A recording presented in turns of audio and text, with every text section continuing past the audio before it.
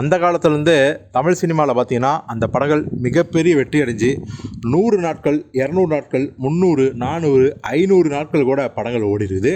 அந்தளவுக்கு நிஜமாலும் வெற்றி அடைந்த படங்களும் இருக்க தான் செய்கின்றன. அதே சமயத்தில் பார்த்தீங்கன்னா சில மாஸ் ஹீரோக்கள் அந்த ஹீரோக்களை விட என் படம் தான் மிகப்பெரிய வெற்றி அப்படிங்கிறத காட்டுறதுக்காகவே தியேட்டரில் பணம் கொடுத்து ஓட்டுவாங்க. படம் சுமாரான போனால் கூட தியேட்டர் ஓனருக்கே ஃபோன் பண்ணி எனக்காக படம் கொஞ்சம் சேர்த்து ஓட்டுங்க அப்படிலாம் சொல்லுவாங்க. இது ஆரம்ப காலத்துலேருந்தே நடந்தது இருக்குது. இது அந்த காலம். இப்போ என்ன அப்படின்னா, யார் படம் அதிக வசூல் பண்ணுது அப்படிங்கிற அந்த ஒரு போட்டி ஓடிட்டுருக்கு. உதாரணத்துக்கு பார்த்தீங்கன்னா, ஒரு பெரிய ஹீரோ படம் ரிலீஸ் ஆகிடுச்சு. அந்த படம் இவ்வளோ வசூல், உதாரணத்துக்கு 500 கோடி வசூல் அப்படின்னா, அதற்கு அடுத்ததாக வரப்போகிற அந்த ஹீரோ, இன்னொரு ஹீரோக்கள் பார்த்திங்களா, அவருடைய படங்கள் முந்தைய ஹீரோக்கள் எவ்வளோ வசூலாச்சுன்னு சொன்னாங்களோ அதை விட ஒரு 50 கோடியோ 100 கோடியோ எக்ஸ்ட்ரா போட்டுக்கங்கன்னு ப்ரொடியூசர்ட்டையே சொல்கிற அளவுக்கு நிலைமை மாறிடுச்சு.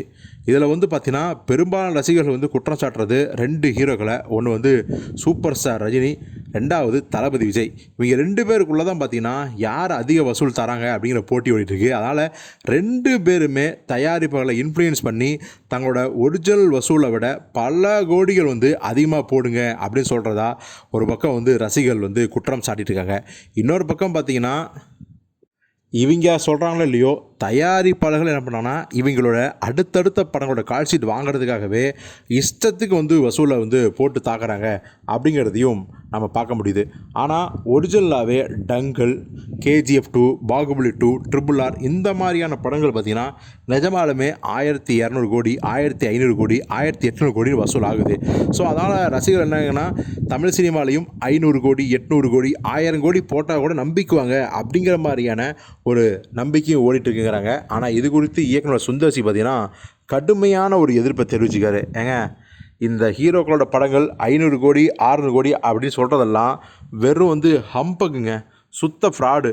ஏன்னா அந்த ஹீரோக்களோட அடுத்த படம் கால்ஷீட் வாங்குறதுக்காகவும் அவங்கள குஷிப்படுறதுக்காகவும் தயாரிப்பாளர்களில் இஷ்டத்துக்கு அடிச்சு விட்றாங்க.